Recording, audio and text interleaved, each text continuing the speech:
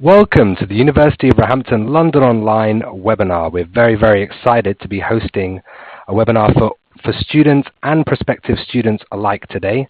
The title of our webinar is Organizing for Innovation.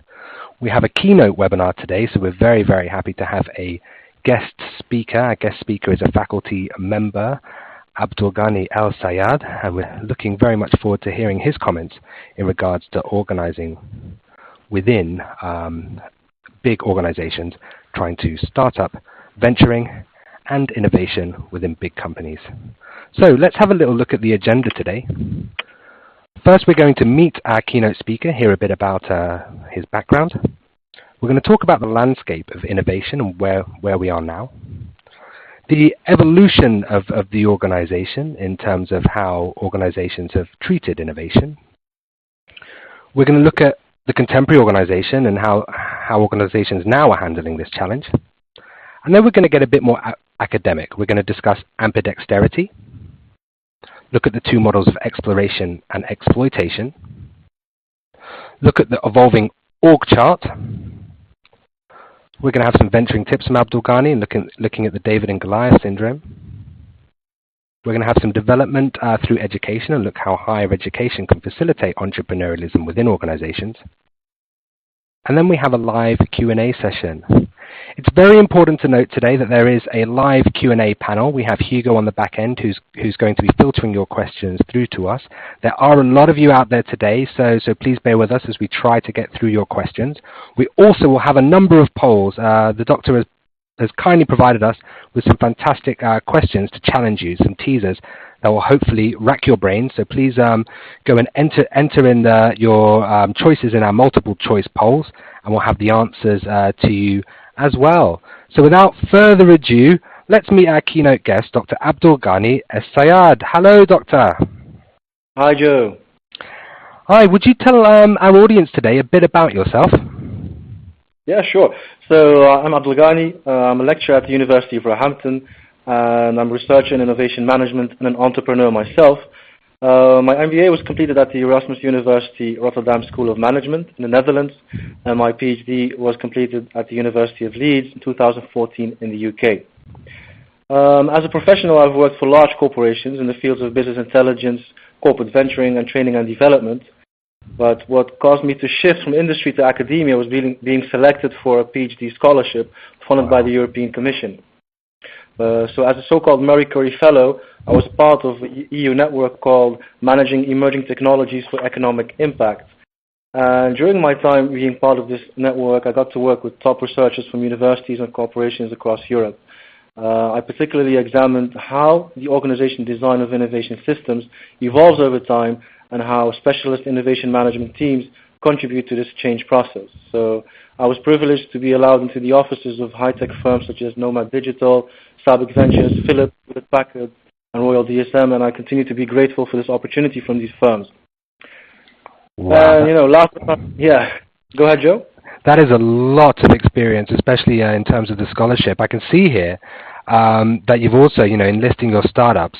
I think a lot of our participants will be very interested to see that you've listed your failed startups, which I think is very interesting, and it says a lot about the importance of failure as well as success. Can you shed some light on your startups? Yeah, sure. Perhaps the most trying experience in my career has been starting a few businesses of my own. I could use a cheesy quote from LinkedIn or Facebook, like there's only failure and never trying. But the reality is that two of these ventures did not make it, and it was very hard. Both emotionally and financially. So still rising from the ashes. I'm now working on a third venture in which we build social games aimed at developing creative skills for students. So why do I emphasize failure here? Because it's an inevitable part of innovation, and it's a truth that many corporations still ignore or fail to accept. So in America, in the US, it's much more common for entrepreneurs to fail, but especially in Europe and also in other parts of the world, failure is just the end of the story. But for innovation, it's just the start of the story. Yeah, I mean, we all read about about bankruptcy being a choice for some businessmen in order to re-strategize. I mean, that seems like a very strange strategy, but in the US, as you mentioned, this is par for the course for people who start their own businesses and then for whatever reason can't succeed, and they go and they try again. In terms of the landscape of innovation, can you tell me a bit about the current landscape when it comes to innovating within large organizations? Yeah, well, yeah, the pace of technological, societal, and business change is accelerating globally. So established business models have already been disrupted, and there are many examples, Kodak, Polaroid, and more recently Nokia. So innovation management or corporate entrepreneurship is a strategic response to the threats and opportunities created by this dynamic environment. So taking an idea from concept to a profitable market requires the capability to manage across the innovation lifecycle in an ever-changing context. And many organizations find this challenging, and I can understand that. But what differentiates successful, resilient, innovative organizations from their peers is their systematic approach to innovation management as a capability based on bringing together individual and group competences and a facilitating organizational culture in which risk or failure is not punished but rewarded. And the management literature has already contributed some great ideas to our understanding of technology innovation and its impact on firms' competitive positions. There's a general understanding that changing technology paradigms create environments of uncertainty and instability. And it's also argued that the higher the complexity of innovation, the bigger the influence of non-technical factors on the adoption of technology. So this implies, that non-technical factors, they require our special attention, especially from policy, practice, and social science points of view. I think what you highlight there, as well as in your first slide, in terms of individuals setting up a small and medium enterprise, you're going to fail, and I think you're just taking that principle within the organization. You might be venturing within your organization, and you might fail, and it's what we talk about in terms of the assumption of the future. Organizations have to assume what the future is, and in doing that, they're going to get some things right and some things wrong. But if they don't try, then they'll never be able to tread a path towards being a first mover in their industry. And I think you touch upon a very important point. In terms of how organizations have evolved to innovate and cope with technological advancements, how has that happened? Well, the evolution of organization design in the Western world can be roughly divided into three eras: standardization, customization, and innovation. What we see in each era is that the progression of environmental demands caused managers to seek new means to organize resources for the development of products and services requested by customers. Right. So when an organization develops knowledge that could enable it to move into new areas, but that exceeds the capacity of the current design, then managers start experimenting with new designs, and often, secretly or, on a local level, that allow the exploration and utilization of these new opportunities. And this table summarizes the three historical eras across 5 dimensions. And today, of course, our focus is on the innovation era. So what we see in present-day organizations is they are required to deal with discontinuities created by knowledge-based competition. And this knowledge-based competition makes new industries mushroom while others become obsolete. So the increasingly strategic importance of innovation has shifted this activity from a task assigned to the R&D unit, doing innovation or managing innovation in the ivory tower of an organization, completely isolated, to a corporate concern. It's now a shared responsibility which affects and involves many parts of the organization and cuts across function, divisions, and teams. So is it a question of inclusivity?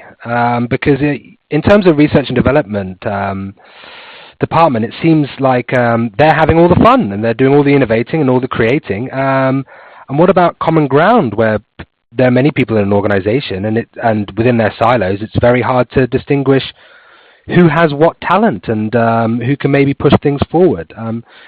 Do you find that most companies are running a non-inclusive system of innovation? Yes, some of them are still doing that.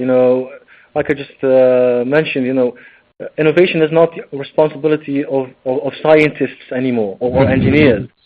We've seen the rise of managers, in claiming the innovation process, particularly in large corporations. So for successful innovation to happen, you need many more profiles than the scientist or the engineer profile. You also need the entrepreneur profile. You need a project manager. You need a finance expert. You need many different roles. And companies have started to realize that, and that's good. But unfortunately, many of them still don't. So, well, I think that leads nicely onto our next slide, Abdelghani. What are the current organizations doing to stay competitive? Well, one of the trends in organization design is that for managing innovation, top managers' design decisions revolve to a large extent around the differentiation of tasks into smaller autonomous units. This brings about flexible organization that can handle this environmental turbulence. So example of organization designs adopted by present-day firms are the virtual organization, the spin-out organization, the cellular organization, spaghetti organization, modular organization, and the ambidextrous organization. And what do these designs have in common? Well, a number of characteristics. The first one is that they seem to include less hierarchical layers to allow rapid decision-making and short communication lines. Another characteristic is that decision-making is decentralized, and this provides units with autonomy, flexibility, and accountability. The third common characteristic is that external and internal organizational boundaries are permeable, and this fosters interaction with the environment, but also facilitates interaction between many different units involved in fragmented activities.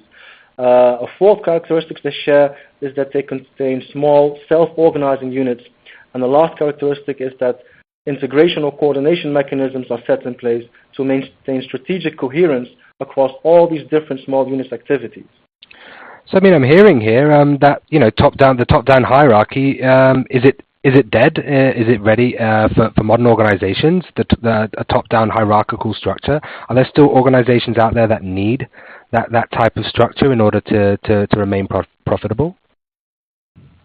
You know, it depends on the context, you know, but the context we are now referring to or living in, you know, especially for industries in which technological advancement is important, you know, then you should experiment with organization design in order to, you know, fit or respond to these rapid changes. You know, it's hard to think of any technology-driven industry in which change rarely happens. We have an example, a case study that you brought to us, Dr. Abdelghani, to discuss, and that's the case study of Zappos. Can you shed some light on what Zappos.com are doing that might be different from other organizations? Well, one of the more radical examples comes indeed from Zappos, and Zappos is an online shoe seller, and it has been experimenting with a self-management organizational structure known as holacracy. This is based on a book called Reinventing Organizations by an author named Frederick Laloux. And the holacracy is a new organization designed for managing environments characterized by rapid change. So in essence, it's an elegant and brave answer to uncertainty. Zappos is the largest company known to have adopted holacracy. In this structure, you have circles of equally privileged employees who work autonomously in codependence with other circles and sometimes overlapping.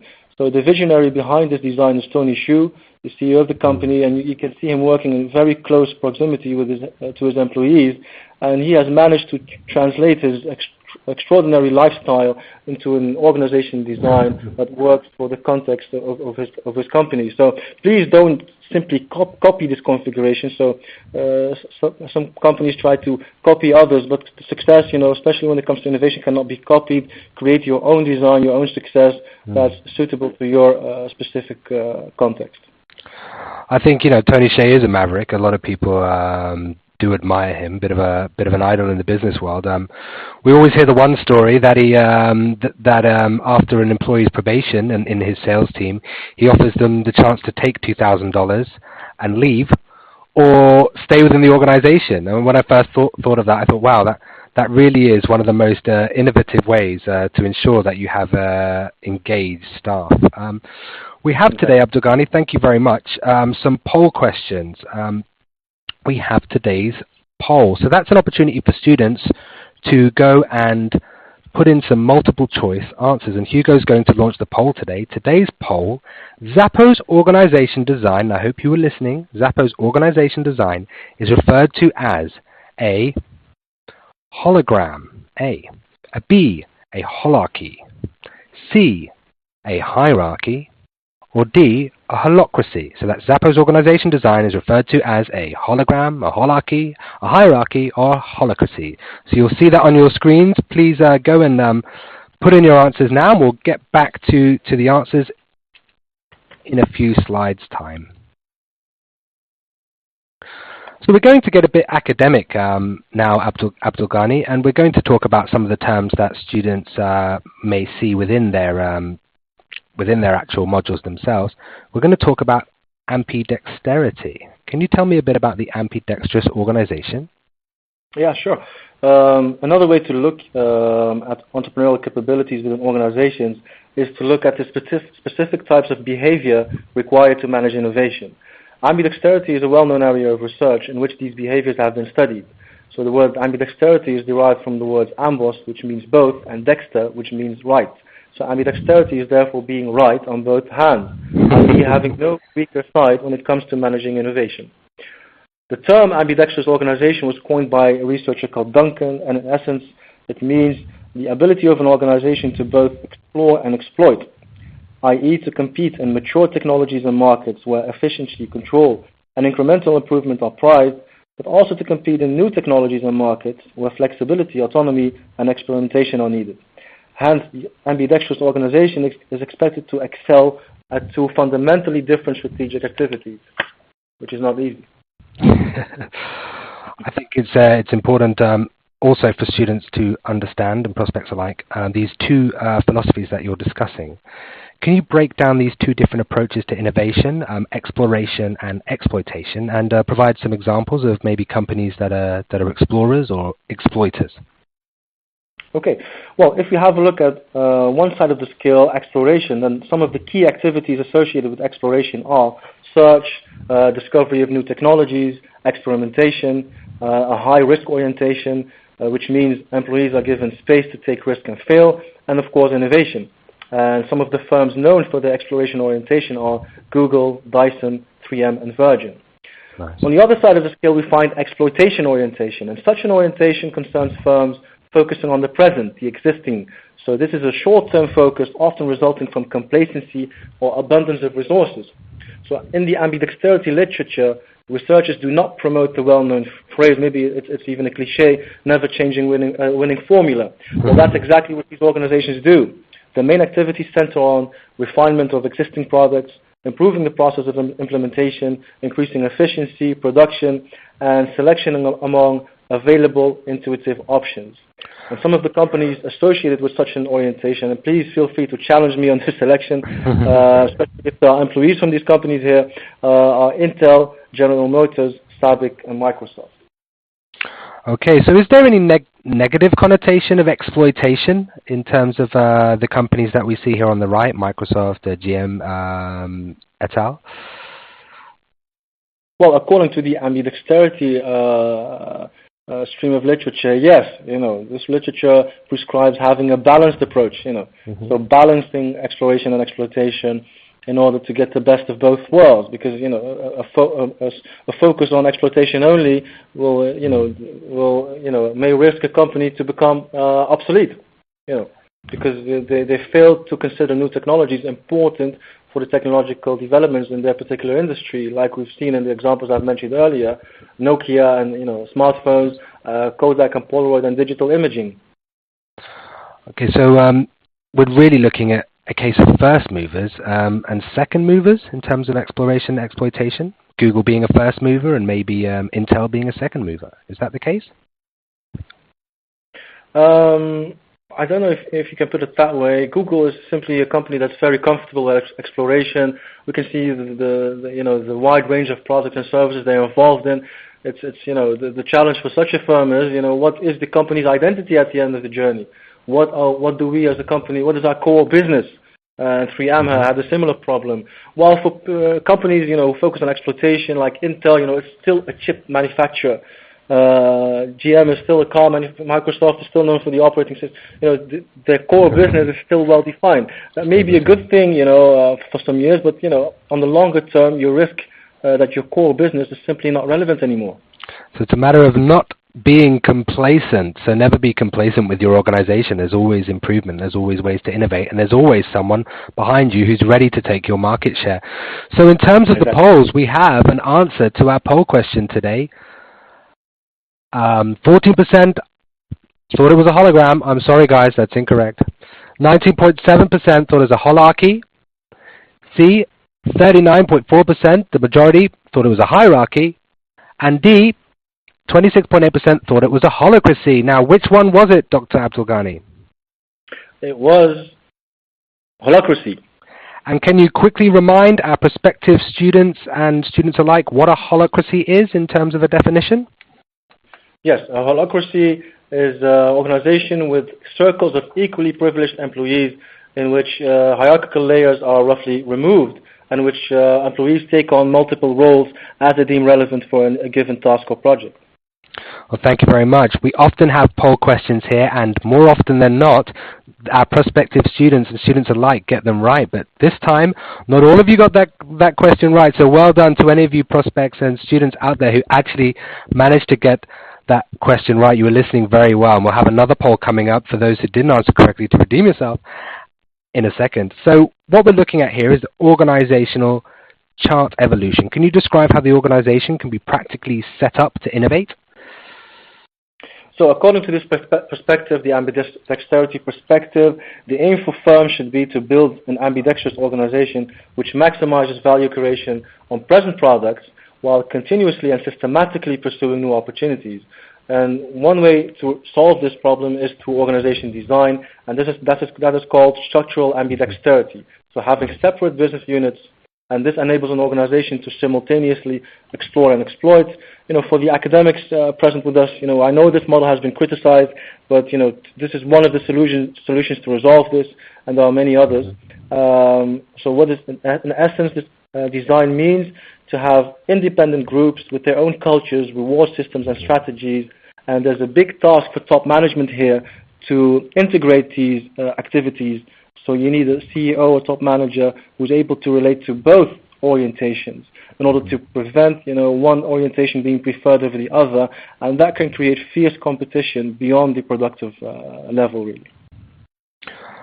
Okay, so it's really a question also of ensuring that you have good leadership within your organization if you're going to innovate. We can see through this org chart that every org chart still needs a manager, someone, whether they're taking a super high level overview or historically maybe they were micromanaging more, but it still calls for a need for leadership within any organization. So we talked a bit about venturing, Abdelghani, sorry. What is venturing in relation to innovation? How can you have a venture within another venture? Is that not paradoxical? Yes, it is. Corporate venturing relates to the creation of new businesses within existing organizations. Mm-hmm. And it involves the development of new capabilities, and these are embodied by new products and services. So although ventures are important for future firm growth and profitability, successfully managing them within existing firms is a complex process. Why? Because venturing activities require different approaches and processes compared to managing mainstream business activities. So typically, corporate venturing is managed by a separate organizational entity, a venturing unit, right. And this unit is given the responsibility of identifying interesting ideas within the firm to invest in, which are expected to add value to the corporation, and they should also decide whether and when to exit these corporate ventures. And the corporate venture. Through your research, I know you've done a lot of research in the field. I know you did a big study as well, Abdelghani, and I'd like you to shed some light on that. And through your research, what have you discovered about how these organizations actually build these frameworks? Well, a project I did a few years ago on corporate venturing involving a number of high-tech firms, for example, Philips, Alcatel, and Air Liquide.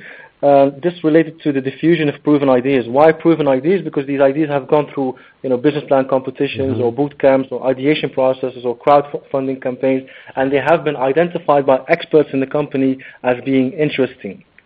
So afterwards, the difficult part comes, and that's the diffusion of these proven ideas.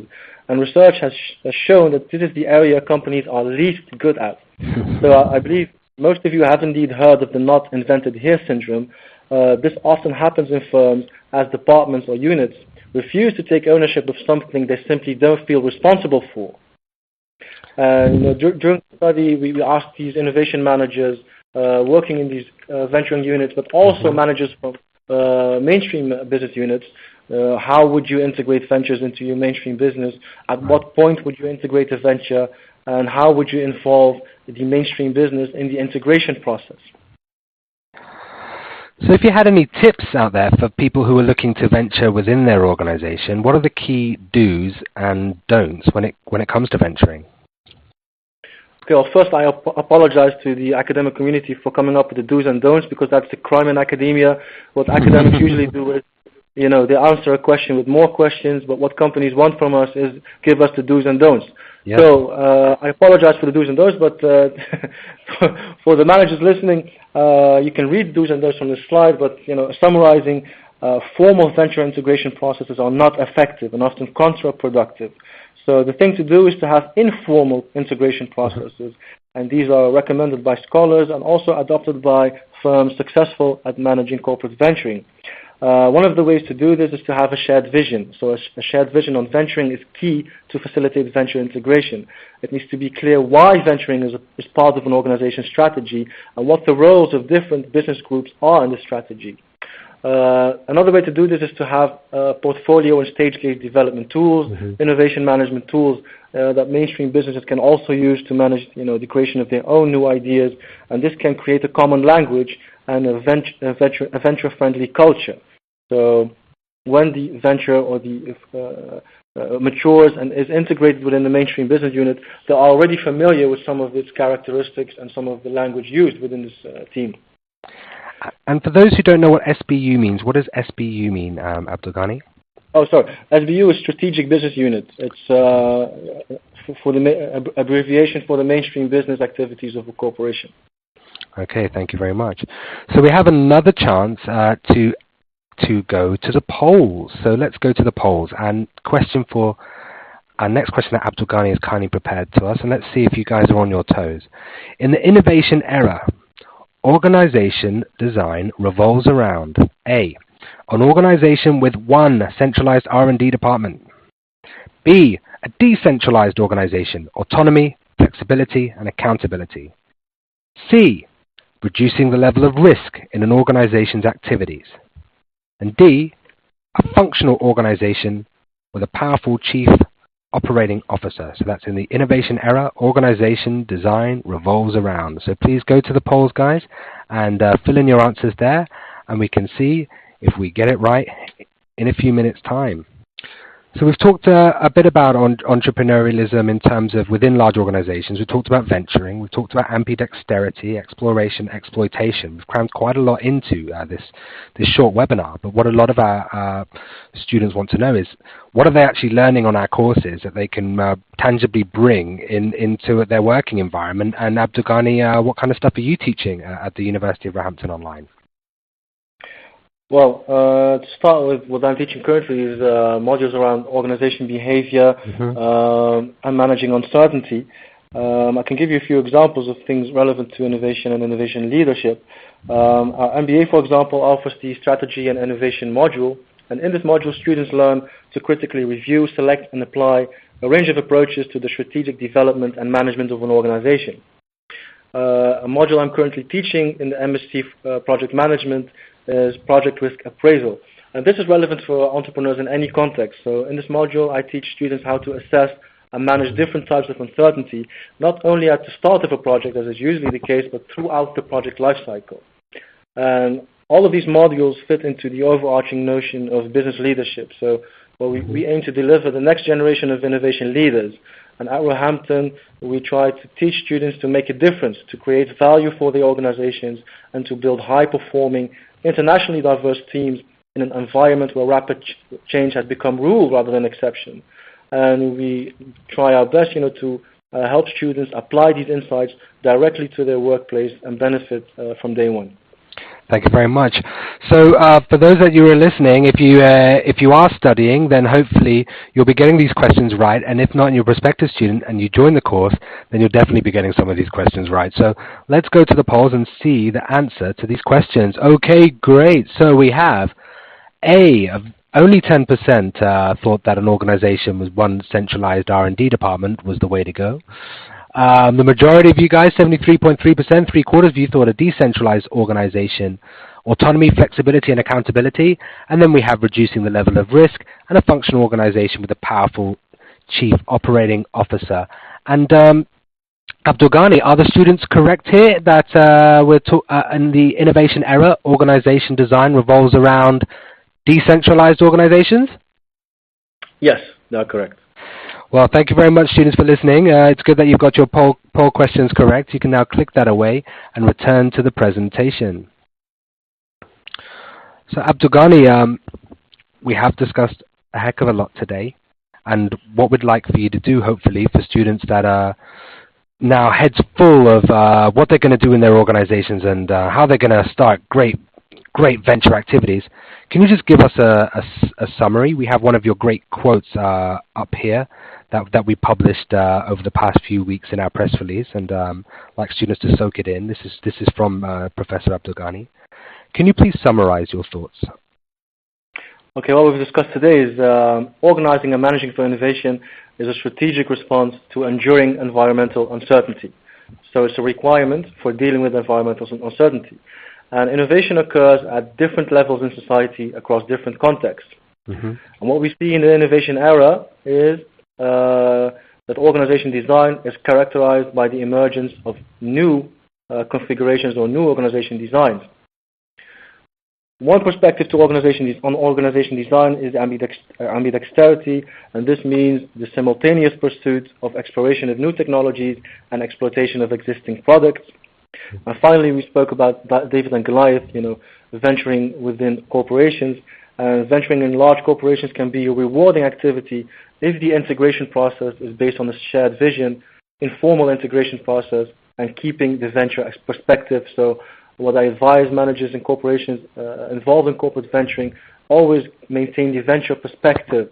You're supposed to create value, not destroy value. So if the initial host for this venture that is not aligned with the individual venture, then make sure you spin the company out, or have your competitor adopted and have some shares in the company, but never just destroy value when the venture can lead a life of its own outside the boundaries of the corporation. Well, thank you very much. So to all of our participants out there, I hope you are putting your questions forward to Hugo, who's filtering them through to me, as we now have a wonderful opportunity to go through some open questions. I can also see that Abdelghani has privately been replying to your questions, so he certainly is ambidextrous, that's for sure. So thank you very much. So we have some questions from the floor. Some, Abdelghani, you might have answered privately, but I think they're quite interesting for the floor. Which one comes first as a priority in successful enterprises? Is it the competence levels of the staff or the capacity of the organization to deal with inherent risks? So what do we look at first if we're looking to venture? Are we looking first at competence levels of staff or just the general capacity of the organization? Well, I'm not sure you can differentiate or distinguish the two. No. I think a large part of the capacity of an organization to deal with the risk or uncertainty comes from the competence levels of the staff. So are the staff members able to engage in different types of activities, activities having a different nature, activities dealing with more uncertain projects, mm-hmm. or activities part of stable, predictable circumstances. Thank you very much. In this digital age, is it really only businesses that are... So before you continue, sorry for creating more questions, but it's just, to trigger some more thinking on this. So I warned you, Joe, academics create more questions than answers. Well, there you go. But I think it's better to ask questions than to stick our head in the sand, that's for sure. Yeah, that's it, yeah. We're in a digital age now. A lot of these things, we're flashing up Google, we're flashing up Microsoft. It's very common, online shoe companies and online retailers, online search engines. Very good question from the floor. In this digital age period, is it only businesses that really have an online presence that can survive? No, I wouldn't state it like that. I think it's companies that are aware of the best digital strategy fit for their product and service portfolio. So, for some companies, Twitter works. For others, it doesn't. It depends on, what are you offering, what is your customer base, on a lot of variables. So it's not a wise decision to be completely absent, to not have a digital strategy at all, because social media and online communities and customer activity and in these communities, you can make a product be much, a product can go viral, as they say, or a service can go viral. And not using these channels, it's not a wise thing to do. But I wouldn't state that only digital businesses can be successful now. No. And it's also interesting, as you say, to see the rise of Kickstarter and other initiatives that allow small and medium enterprises to innovate and get their businesses off the ground through crowdsourcing and crowdfunding. Dr. Abdelghani, does exploration mean changing your core business if you're in a large organization? Not exactly. Exploration is pursuing new opportunities, and these can complement your core business, but they can also cannibalize the core business. So it doesn't necessarily mean changing. Can you explain a bit more to the audience about how you can cannibalize your own business? Because that's a very interesting area, and a lot of organizations seem to work departments against each other in terms of the initiatives that they run, and we hear the word cannibalization. What does it mean within a business? Do you have an example of that? Well, for example, if Polaroid or Kodak would have embraced digital imaging, then their core product would become, obsolete. They have to be brave enough to say, guys, our new core business is digital imaging. We were getting rid of the existing product, which is the photography of that time. So that's cannibalization, and it's a very hard and difficult thing to do, especially for large corporations. I think it's a very scary thing to do. So how can startup entrepreneurs conquer, then, a fear of the unknown? It's a very open, very philosophical question for you, Doctor. Yes. Conquer, the first phase is, being conquered. So as you fail, dealing with failure is a very hard thing. It's a bit difficult thing, especially when you don't have experience with dealing with failure. So if the first phase is being conquered, then you accept, the uncertainty of failure, and then you develop skills and competences to deal with changing circumstances in the future. So, as you start again after failure, you're much more competent than you were before. So you also have more skills to anticipate risk or issues, that materialize as an entrepreneur.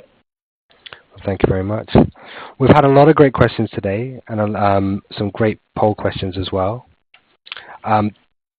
We do have these regular webinars, so please stay tuned with your enrollment consultant or your student support manager to make sure that you know what webinars are available for you.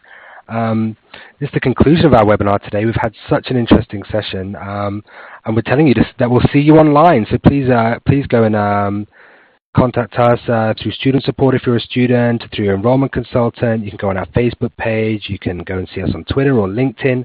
Go to roehamptononline.com or search University of Roehampton Online. Abdelghani, I must thank you very, very much for your time today, all the material that you sent.